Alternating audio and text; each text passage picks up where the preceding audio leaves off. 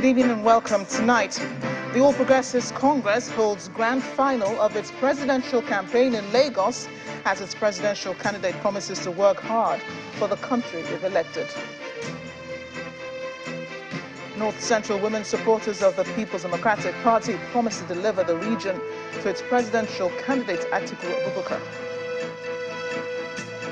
With just a few days to the presidential and National Assembly elections, the Independent National Electoral Commission meets with heads of security agencies to review security preparedness for the polls.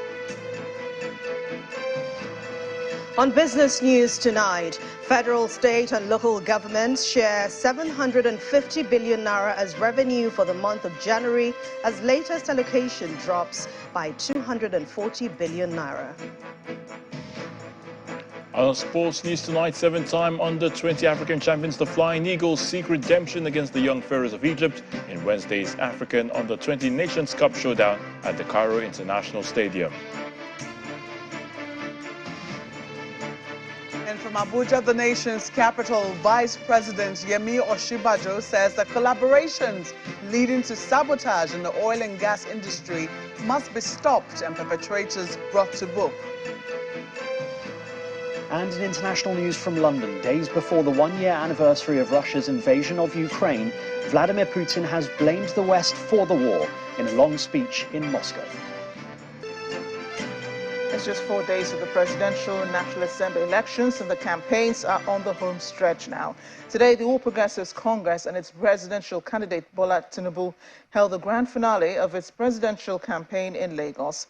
The candidates and other party chieftains rode in a motorcade across major streets in Lagos before arriving at the Teslim Balogun Stadium in Surulere for the rally.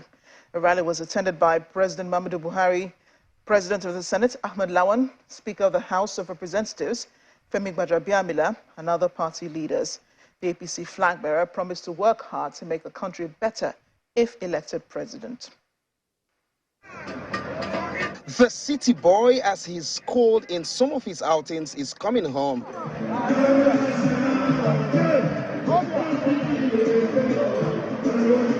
So it's not a coincidence that his last major rally takes place in Lagos. It's not surprised that party faithful, supporters, stalwarts, various groups pulled together to hold a rally tagged Mother of All Rallies.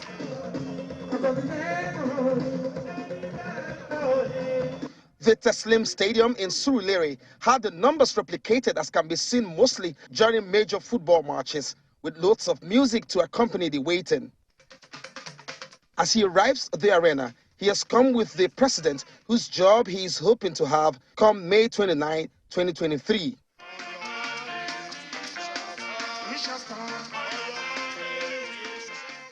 Leaving no one in doubt regarding their hopes, the party chairman sums it up this way. In all the states that we have visited so far, we can say by God, we are there. Yes, we have arrived. We have a president who, by the grace of God, will be successor in office of President Muhammadu Buhari. I want to thank you for believing that indeed, with a new dispensation, we will all move forward positively. We will acknowledge what our president have done. You want me to become president? Then the city boy takes center stage, thanking President Buhari for his support, his commitment to credible elections before giving this charge. As you work hard for me, I will work hard for Nigeria. Oh, thank you, thank you. As you give Nigeria the hope to renew their faith in their country, I will sustain that hope. I will bring it to you. Those who look helpless today will be helpful in this country. In a concise and few words, the president performs the rites often understood as endorsement as he raises the hand of Senator Bola Tinubu and the Lagos State Governor. Raise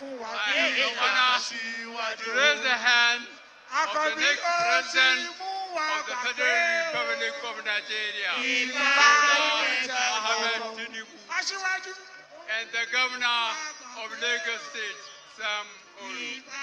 Congratulations, and I wish APC the real best of luck. Proceedings will come to an end afterwards, just as attention and the battle now shift to the polls. Olu Phillips, Channels Television News.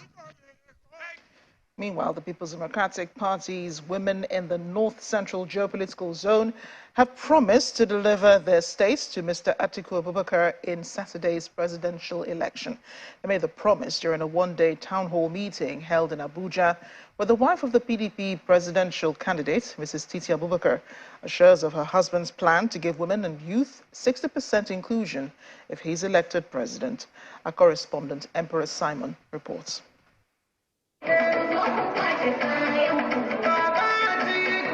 From across the 6 states of the North Central geopolitical zone and the Federal Capital Territory, these women have converged on the nation's capital days to the 2023 presidential election to declare support for the People's Democratic Party presidential candidate, Mr. Atiku Abubakar. In attendance are the wife of the PDP presidential candidate, Mrs. Titi Abubakar, and wives of former governors, among others, who are sure of victory for Mr. Abubakar. I want you to know where you locate your PVC and every member of your household and guide it jealously. Guide it what? Jealously. Don't sell your conscience. This is the message we give to ourselves and then pass on to others, especially in our polling units. We must deliver our polling units. Every president that had won elections in Nigeria won by the votes from North Central Zone. That means that with some little push this time around, the gap that our president will give all the other contestants will be a very, very wide one. To Her Excellency, Your Excellency, ma'am. For Mrs. Abubakar, her husband has good intentions for women and youths in Nigeria. Atiku is going to give the women microcredit. All these 35 affirmatives that we have been crying, we have been shouting.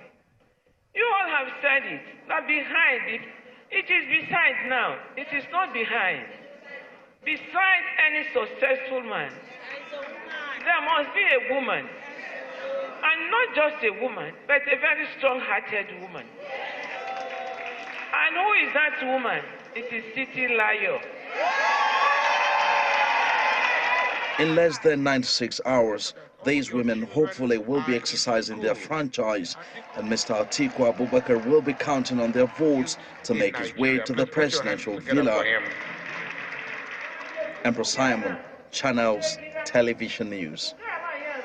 To election security now, the National Security Advisor is warning politicians to desist from exploiting the ongoing economic challenges in the country to cause trouble before, during and after the 2023 general elections.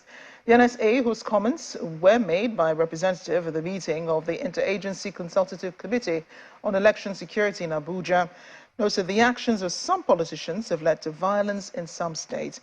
He maintains that the federal government is committed to ensuring that the 2023 general elections are peaceful, credible, and will not allow any individual or group to subvert the process. Members of the Interagency Consultative Committee on Election Security are holding this meeting barely 4 days before the presidential and National Assembly elections. The objective is to review the security situation before Saturday's elections. The Commission is encouraged by the assurances of security in all locations where elections and electoral activities will be conducted. So this meeting is really an opportunity for us to fine-tune our preparations, not only for the protection of the environment or the security of the environment in which election will be conducted, but also the security of all those involved in the process. Security has been a major concern for the Independent National Electoral Commission, causing the chairman to hold several security meetings with heads of security agencies in the past 3 months. However, the National Security Advisor, who is represented by Mr. Sanusi Galadima, is dissatisfied with the conduct of some candidates and their supporters, whose utterances, he says, have led to violence in some states. The NSA also warns political actors to desist from exploiting the current challenges posed by the Naira scarcity to cause trouble. It is instructive to also state that government is very much aware of plots by domestic subversive groups and their external collaborators to exploit the current socio-economic climate in the country, occasioned by well-intended government policies to ignite civil unrest before, during, and after the election. To this end, and keeping in with Mr. President's commitment to ensure a peaceful transition of political power to a democratically elected next president through free, fair, and credible elections, security agencies have been charged to ensure a robust deployment to deal decisively with any individual or group, no matter how highly placed. The 2023 general elections will kick off on Saturday, February 25, with the presidential and National Assembly polls. And many hope that the entire process will not only be credible and inclusive, but will also be peaceful. As Nigerians head to the polls on Saturday, the sheer magnitude of the election and deepening democracy on the continent is not lost on the international community. That's according to the chief observer of the EU Election Observation Mission to Nigeria, Mr. Barry Andrews, during a courtesy visit to the chairman of Channels Media Group, Dr. John Momo, at Channels Television's global headquarters in Lagos. On the sidelines of the visit, Mr. Andrews spoke about his initial reading of the nation's pre-election mood as some of the global best practices to be used in benchmarking the poll.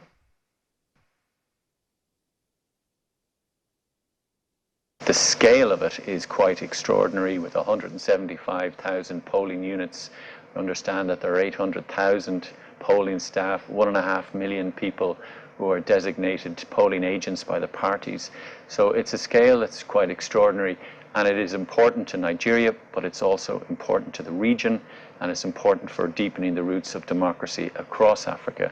And that's why the European Union really has invested in this program, not just for this election, but for previous elections. This is the 7th time that the European Union has deployed an election observation mission to Nigeria. I think there's a shared anxiety that there's a peaceful election. That's the one message that we get from participants. They want to see a peaceful election. Obviously, they want it to go well from a technical point of view with the new technology that's emerging. There's also a sense that this has been quite a long campaign. Under the Electoral Act, the primaries have to take place much longer before the election day itself than had previously been the case. And so I think there's an anxiety to get to the finish line as well, which is natural for people who are taking part. Essentially, we look at the inclusivity, the transparency, and the credibility of the election.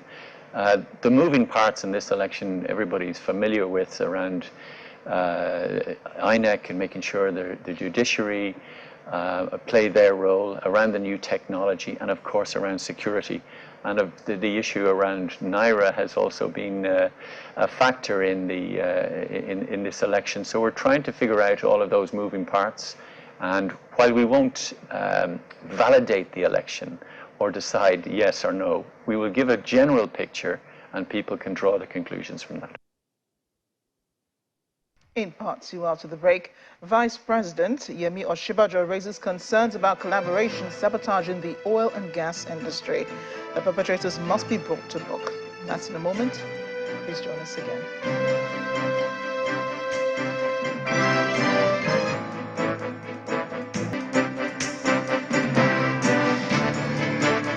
Welcome back. If it has joined us, watching the news at 10 live on Channels Television Lagos. Here's a reminder of our top stories. All Progressives Congress holds grand finale of its presidential campaign in Lagos as its presidential candidate promises to work hard for the country if elected. North Central Women supporters of the People's Democratic Party promise to deliver the region for its presidential candidate, Ikechukwu Ezenwa. With a few days to the presidential and National Assembly elections, the Independent National Electoral Commission meets with heads of security agencies to review security preparedness for the polls.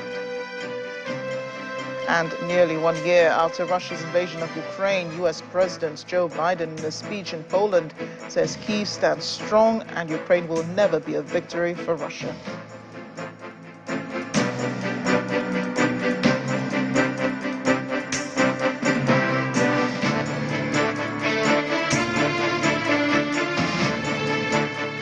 We're in River State now, where Governor Nyesom Wike has continued to execute his urban renewal agenda with the initiation of some new projects. The latest being flagged off is the dualisation and reconstruction of the 25.4-kilometre second phase of the Ahoda-Omoku Road.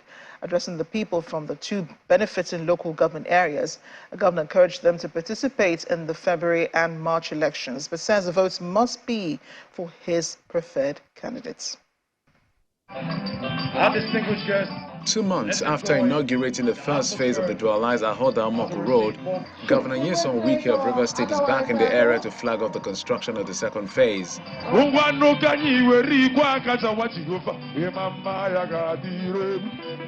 The first phase, beginning from east-west road, is 6.2 kilometers, while the new phase, which terminates in Omoku, the headquarters of Ogba Igbe Mandoni local government area, is 25.4 kilometers. When we add the first phase of the project, 6.2 kilometers, to this second phase of 25.4 kilometers, we have a total of 31.6 kilometers of dual carriageway.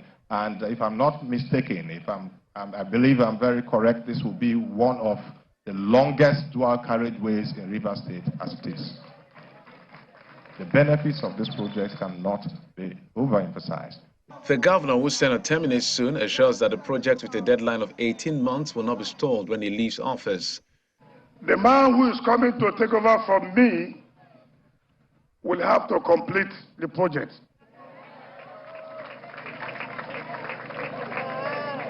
Money is not a problem for this project.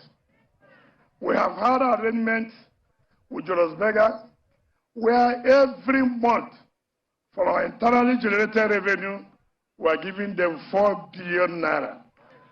The one they have done from Ahoda down here, you can see how beautiful it is. Is it not true? Is it not true?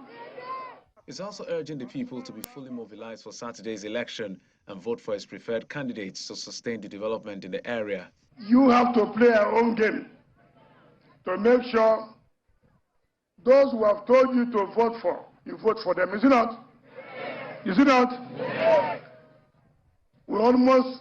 Saturday is almost tomorrow. I'm sure you must have brought out your PVCs and kept very well, so that nobody will say my PVC is missing. Go now and put it under your pillow. 6:30 in the morning, you're in your various polling unit, and use your PVC and pepper them. The transportation of farm produce and oil and gas sector equipment along this agro-allied corridor will be more efficient when this project is completed in record time. We're moving to the nation's capital, where Malpe Ogun Yusuf has more tonight on the news at 10. Hi, Malpe. Hello, Marachi. Well, our very first story is still very much connected to the Niger Delta. Authorities must be held to account on oil theft in Nigeria to prevent a financial crisis that keeps the country vulnerable to shocks and discourages the business prospect of investors. Well, this is the view of Vice President Yemi Osinbajo, who made this assertion while delivering the keynote address at the Stakeholders Conference on Oil Theft and Losses in Nigeria, which is held right here in Abuja, the nation's capital. Our State House correspondent Kayla Megwa reports. Nigeria lost 619.7 million barrels of crude oil, valued at $46.16 billion in 12 years.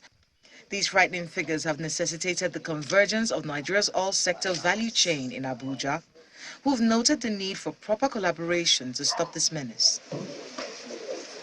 In December of 2022, the federal government created an 11-man special investigative panel on oil theft in Nigeria, headed by retired Major General Barry Ndiomu. He itemizes the conclusions of the panel. The emergent picture suggests the existence of a sophisticated network of complicity between elements from the host community, security agencies, and industry players, both government and private institutions alike, as well as international collaborators. According to the NNPC Limited, employing technology and proper collaboration has yielded some results. We now have more gas into our power plant, more gas into NLNG, and we're able to recover the integrity of our operation. Before the end of second quarter, we must be at a minimum 1.8 million barrels. And I can tell you that I believe we can achieve that in another 3 months maximum. Collaborative efforts to stop the menace of oil theft have culminated in the prosecution of over 200 vessels involved in maritime criminality. 83 oil tankers involved in crude oil theft have been arrested, and 1 million liters of petrol and diesel have been recovered.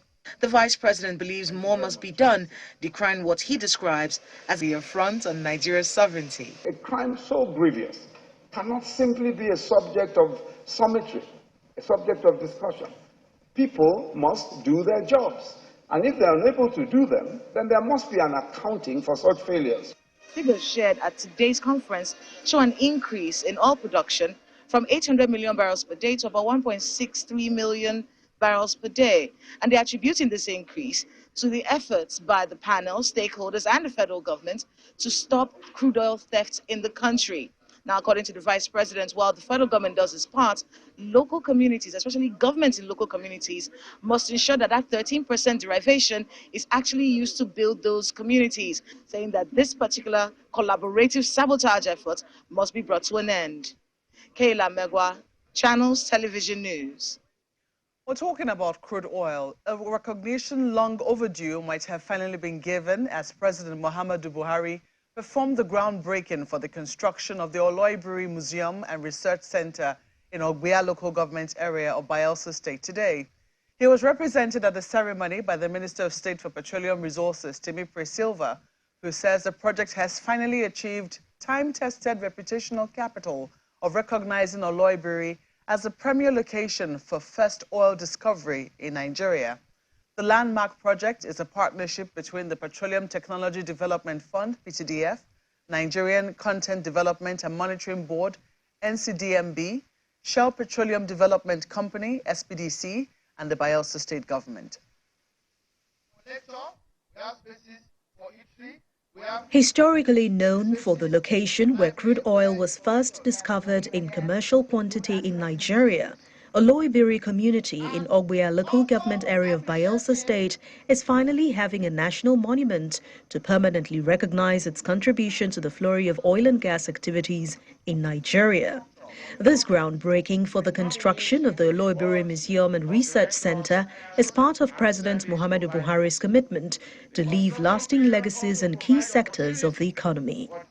With a functional airport within the state, world-class conference center, a conference hotel under development, and many other ongoing initiatives, the ecosystem of making Bayelsa State a competitive tourist destination is gradually emerging. There's no doubt in my mind that when concluded, this museum and research center will be a one-stop shop in the heart of the Niger Delta for the development of technologies for the energy of today and the energy of tomorrow. I expect that the center will grow to collaborate with relevant academic institutions in the Niger Delta and beyond to further the much-needed handshake between the energy industry in Nigeria and the academia. Before performing the groundbreaking, President Muhammadu Buhari, who is represented here by the Minister of State for Petroleum Resources, assures that this project will be completed in record time owing to its socio-economic impact on oil and gas activities in the country. Today is indeed a historic day because we are marking the groundbreaking of two landmark projects that confirm the developmental focus and determination of the federal government and the oil and gas industry in Bayelsa State, the birthplace of oil and gas production in Nigeria. Now the tape is being cut by His Excellency the President as represented. He will just dig the ground with a shovel to signify the groundbreaking of the Loibiri Museum and Research Center. The Loibiri Museum and Research Center, when completed, will showcase the geological formations, early equipment, tools and platforms used in the evolution of oil and gas activities in Nigeria. Away from the oil industry, Kaduna, Kogi and Zamfara states have filed contempt proceedings against the Attorney General of the Federation, Mr. Abubakar Malami, and the Central Bank Governor, Mr. Godwin Emefiele, over the alleged failure to comply with the Supreme Court order on old Naira notes. In the fresh document filed before the court, the three states warned the AGF and the CBN Governor of the consequences of their continued failure to comply with the Apex Court order made on February the 3rd. The two sets of Form 48, filed by the lawyers for the three states, form part of the applications for consideration by the Supreme Court justices when the matter resumes tomorrow.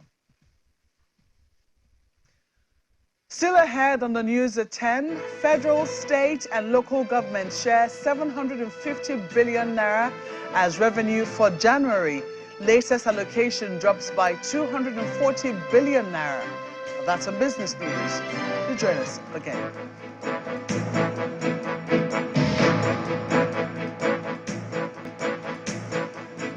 Welcome back. One of Nigeria's leading financial institutions, First Bank Nigeria Limited, has held its first quarterly SME Connect webinar for 2023.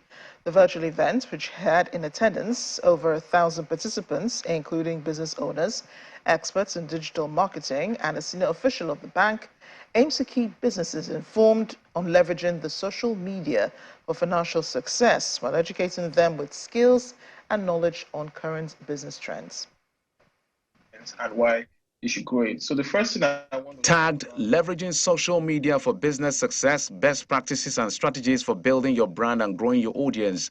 The First Bank Quarterly SME Connect webinar sets the tone for the year by exploring ways small and medium-scale enterprises can take advantage of the various social media platforms to promote and sustain the viability of their businesses. Mrs. Chinwe Bode Akinwade highlights the bank's vision of choice. Building brand awareness is important. Toby had talked about credibility, the types of credibility in the course of you carrying out activities on your social media platforms. Increasing audience engagement.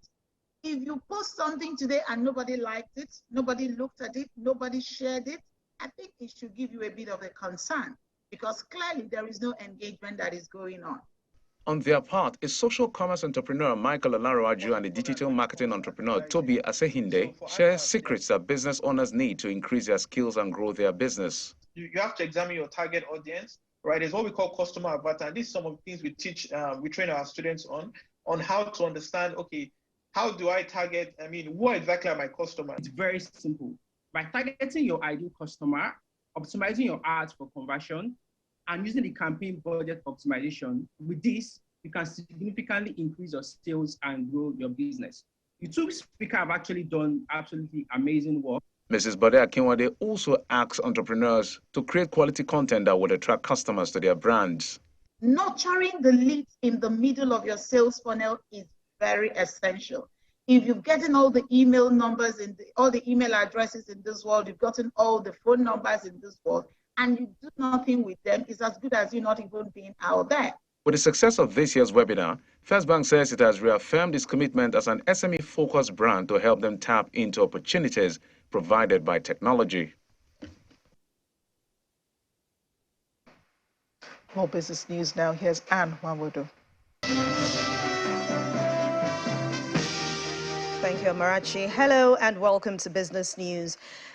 750.17 billion naira, that's the amount shared among the three tiers of government by the Federation Account Allocation Committee as revenue for the month of January. Now, that figure represents the decrease of 240.015 billion compared to December's allocation of 990.189 billion naira. A breakdown of the amount shows that the federal government received 277.33 billion naira, The state government got 244.97 billion naira, while the local government received 180.135 billion naira, and 32.73 billion naira was for mineral-producing states, received as 13% of mineral revenue derivation. Nigeria's crude oil production output has risen above 1.64 million barrels per day, and it is steadily growing to hit 1.8 million barrels per day, and that's according to OPEC quota. According to that report by the Nigerian National Petroleum Company Limited, this comes on the back of successful efforts made by government to tackle crude oil theft and vandalism. These include the deployment of some of the best-in-class surveillance tools and technology, the establishment of the Central Command and Control Center for effective monitoring and coordination, as well as the launch of the Whistleblowers Portal and the Crude Oil Validation Portal.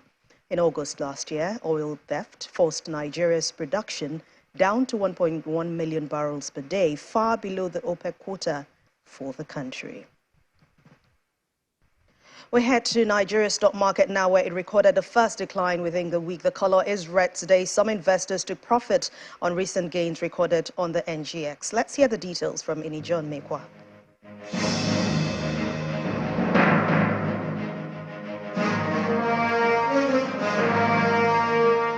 Thank you so much. Welcome to the stock market report. Well, a pullback in the bull run. The NGX has returned the bear to the floor.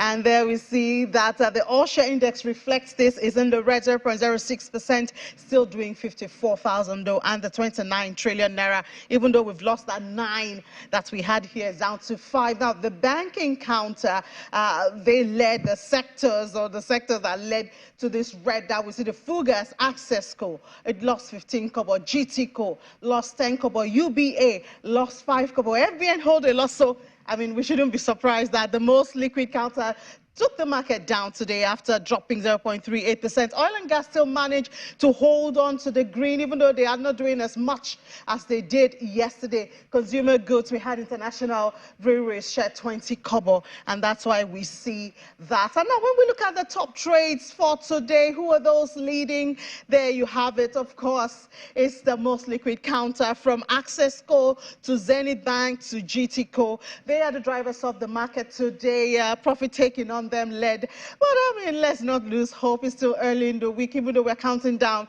to the elections on Saturday. But that's the stock market report. We'll see what the market brings tomorrow. I'm Inijon Mekwa. It's back to you. And that's business news for tonight. Thank you for watching. I'm Anne Nwawado. The rest of the news at 10 continues now with Amarachi. The trial of former Deputy Senate President Ikechukwu Ezenwa and 3 others over alleged organ harvesting continues today at the London's Old Bailey courts. The court was showing police footage of a market trader begging for safety shortly after handing himself over to authorities in May last year. A former Deputy Senate President and the other defendants all deny the human trafficking and organ harvesting charges that they are facing. Our London correspondent Juliana Olainka has the report. The second day that we were hearing from the prosecution's key witness, this alleged victim, a 22-year-old man who cannot be named for legal reasons due to a personal matter. The defense lawyer for Dr. Obinna Obeta, the 4th defendant, couldn't appear in court, so the cross-examination of this key witness couldn't proceed today. What the judge and jury were shown were 2 pieces of video footage, one filmed on the 5th of May when the individual handed himself into a Staines police station in Surrey, just south of London. The second footage was from his initial police interview with officers and an interpreter on the 16th of May. Now, yesterday, when we were hearing from his sworn testimony, the alleged victim was pretty sure and certain that it was this 4th defendant, this Dr. Obinna Obeta, who initially made that call, inviting him to London for a better life, where he alleges he had no knowledge of coming to the United Kingdom to harvest his organ. When the court was shown the footage from an interview conducted with Metropolitan Police officers, there was no mention of Dr. Obinna Obeta's name. The victim says that he had no idea who the individual was that brought him into London. We were also shown body-worn footage from the police officer that received this alleged victim when he handed himself into a police station in Staines in Surrey, which is just south of London. You can see from the footage that the victim was visibly shaken, distressed, crying at times, claiming he had no documentation on him. Well, this lengthy, complicated trial does continue at the Old Bailey, and we will be bringing you more updates as soon as we have them. Juliana Olayinka reporting for Channels Television News in London. Next on the news at 10, nearly 1 year after Russia's invasion of Ukraine, U.S. President Joe Biden, in a speech in Poland, says Kyiv stands strong and Ukraine will never be a victory for Russia. That's in a moment. Join us again.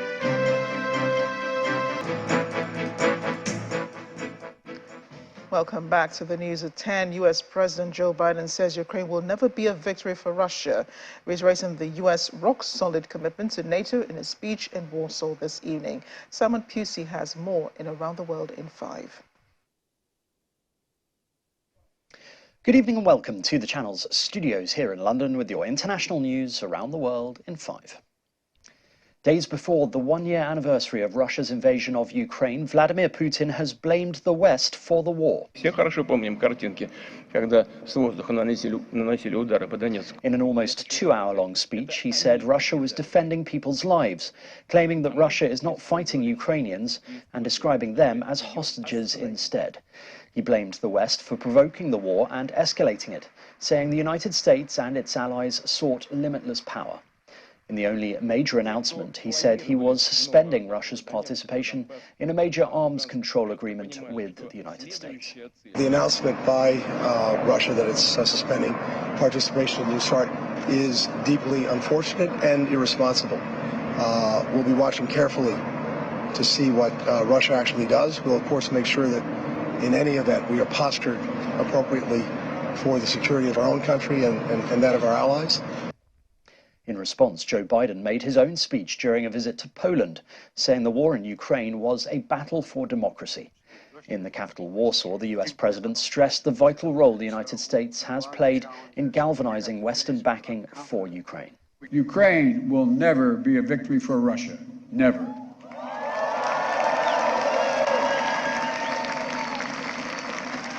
For free people refuse to live in a world of hopelessness and darkness. They've committed depravities, crimes against humanity, without shame or compunction. They've targeted civilians with death and destruction, used rape as a weapon of war, stolen Ukrainian children in an attempt to steal Ukraine's future, bombed train stations, maternity hospitals, schools, and orphanages. No one can turn away their eyes from the atrocities Russia is committing against the Ukrainian people. It's abhorrent. It's abhorrent. Rescuers are once again searching for people trapped under rubble in Turkey after another earthquake hit the country, killing at least 6 people. Dashcam footage here showing the moment the quake hit Hatay city. The video capturing the city plunging into darkness as the tremor shakes nearby vehicles. The 6.4 magnitude tremor struck near the city of Antakya, near the border with Syria, where massive quakes devastated both countries on February the 6th. The earlier quakes killed 44,000 people in Turkey and Syria, with tens of thousands more left homeless. Authorities say more than 600,000 people in Mozambique could be affected by Cyclone Freddy, which is expected to make landfall in the coastal provinces later this week. This the scene in Mauritius earlier, which is also in the storm's path. The areas considered most at risk are Zambezi Valley, central regions and the southern Inhambe province. At least 100,000 people will require state assistance should the cyclone hit at full strength. At least 1 person has been killed and about a dozen more injured after an Ohio explosion tore through a metals plant about 15 miles southeast of Cleveland. Molten metal and debris rained down after the blast, with several people experiencing burns. The blast sent smoke billowing into the sky that could be seen for miles around the plant in Bedford. Authorities said they did not know what had yet caused the explosion. And samba schools have sparkled in Rio de Janeiro for the culmination of the carnival's famous competition.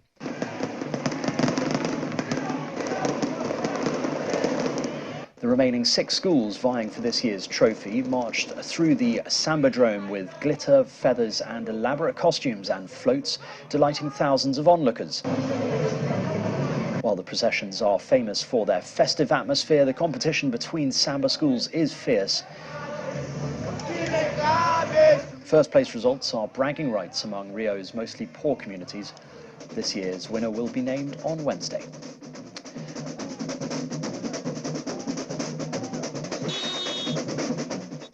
And that's your international news around the world in 5. Now back to the channel's studios in Lagos.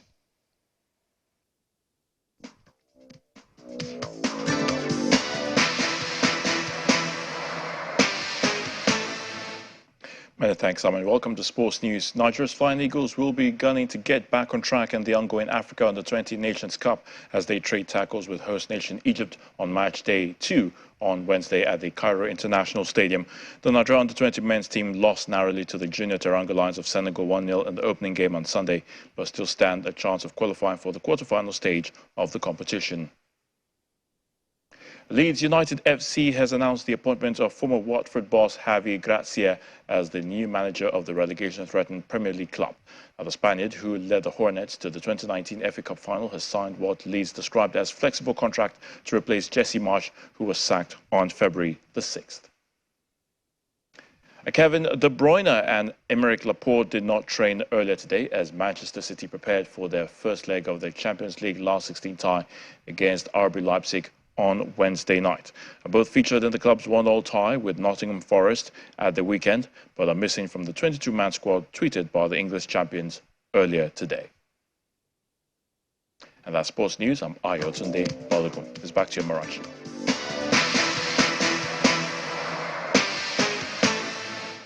Thanks, Ayotunde. And the main news again. The All Progressives Congress has held the grand finale of its presidential campaign in Lagos as its candidate promised to work hard for the country if elected. That's the news at 10 tonight. Thanks for watching. I'm Amarachi Ubani. Good night and stay safe.